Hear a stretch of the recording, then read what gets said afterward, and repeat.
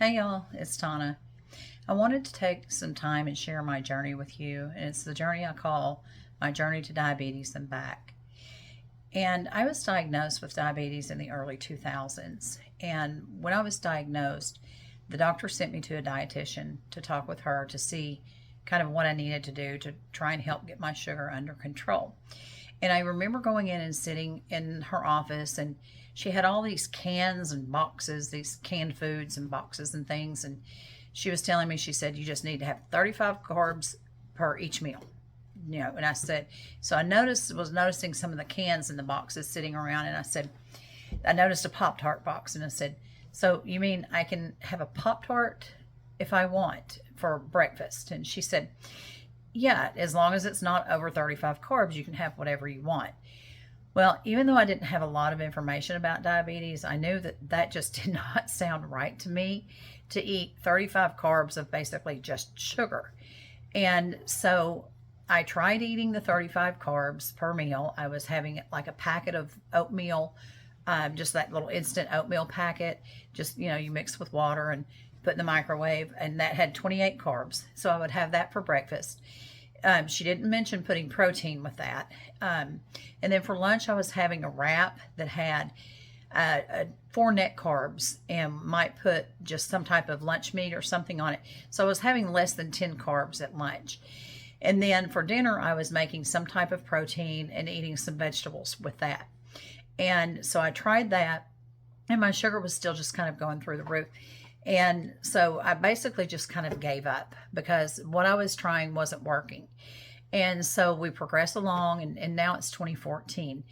And my sugar again was through the roof. And he said, when I went into the doctor, I went because I was hurting every joint in my body. I couldn't stand, I couldn't lay down, I couldn't sit, I couldn't do anything. So I went in and he tested my sugar, and he said that my sugar was averaging 300 all the time. My A1C was 11.5. And when he called to tell me that on September 3rd, I knew instantly that he was going to put me on insulin. And that wasn't going to happen because I had tried 3 different types of insulin before. The first type that he put me on was metformin, and it made me absolutely where I couldn't function. I could not continue blow drying my hair. I would have to sit and take a break before I could finish blow drying my hair. Then he put me on another type that was a newer one. With that one, well, let's just say it didn't do well with my stomach and internal things. So he put me on a third one, and the third one was an older type medication, but it dropped my blood sugar so fast that I almost couldn't make it from where I was about 20 feet to get something out of the icebox to drink to help bring my sugar back up. It dropped it so low so quick. So I quit taking all of those. So when he called in 2014, I knew he was going to want to put me on insulin again, and I was determined that was not going to happen. So I called my sister because my brother-in-law had been diagnosed with diabetes the summer before, and had done some things that had really turned his around.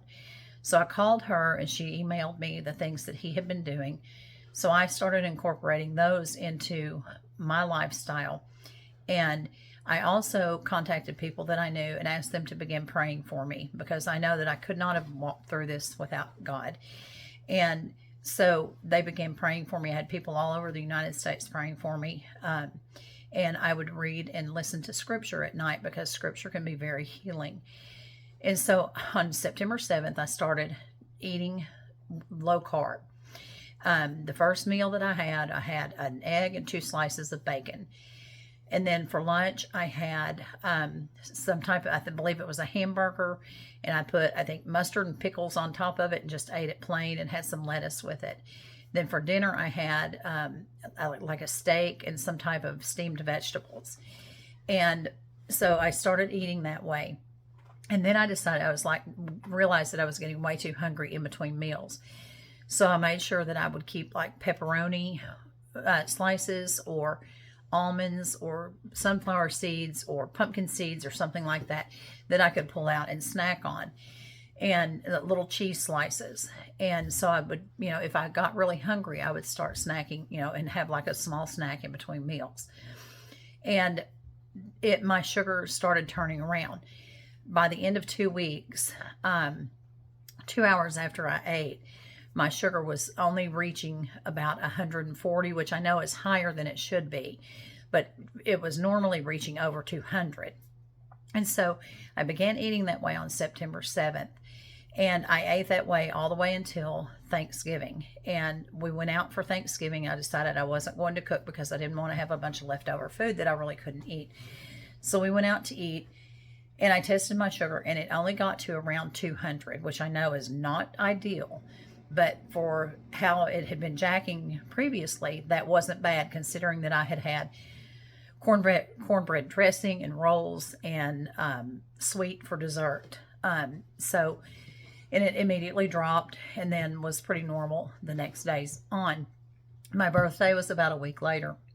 And again, I ate some Popeye's chicken and my husband had gotten me an ice cream birthday cake. So I had a slice of that. Again, my sugar only actually got up to around 200. Again, I know not ideal, but better than it had been. So I continued eating that way. And I went back to the doctor on December 8th. And at that point, he did another A1C. And when he walked in, I had actually lost a huge amount. I had lost 6 sizes in clothing from September 7th to December 8th. And when he walked in, he looked at me. He was like, whoa, you're not half the woman that I know, because I had lost so much weight.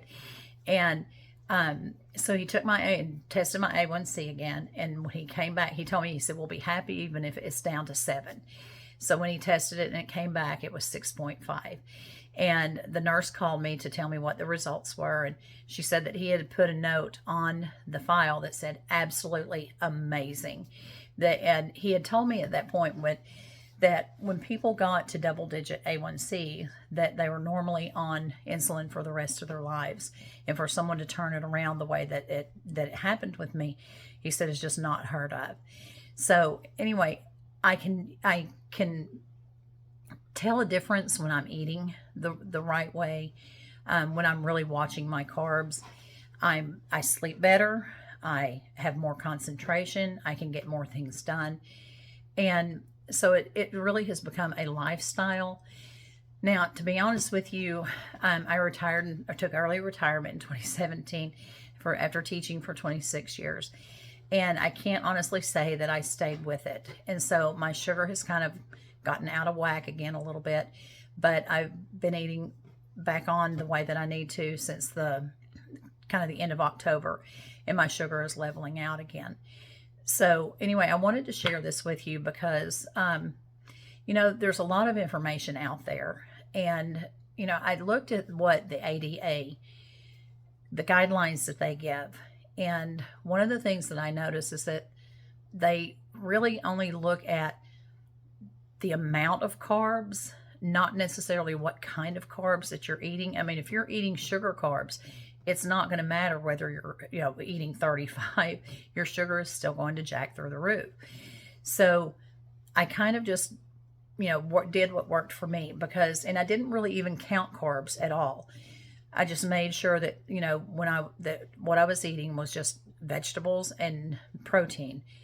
And there were times in the evening when I first started eating this way, I would try to kind of look at the carbs on the back of the little package of steamed vegetables. And I would try to eat that amount. And I was like, okay, I'm still hungry. So I thought, I'm just going to go ahead and eat some more of the vegetables. And so I did. And my sugar was not going through the roof. It was still holding exactly where it needed to be. And I got to where my sugar was going up to maybe 120 an hour to 2 hours after I ate, which is what you want your sugar to do. So it's not something that is, going to happen overnight. But it is something that is very achievable. And it's something that, it's a way of looking at it you're going to need to change how you look at food and, how you take food in. You don't have to give up all the good things, and there are times that you can have maybe a cheat day, and it's not going to throw your sugar out of whack. But the main thing is to stay on it long enough to make sure that you're getting your sugar back in control. Then when you have those cheat days, it's not going to be such a big deal for your body. So I hope that this helps someone. There is a way that you can turn this around. You don't have to be tied to medication for the rest of your life. And please know, I am not giving you medical advice. I am merely telling you what worked for me. But I know if it worked for me, that it will work for others as well. It worked for my brother-in-law. So you don't have to be tied to the medication and tied in and labeled as a diabetic for the rest of your life. So if you have any questions, or if there's anything that I can answer for you, just leave me a comment and I'll be happy to get back to you. Thanks for taking time to listen to me. Hope you have a wonderful day.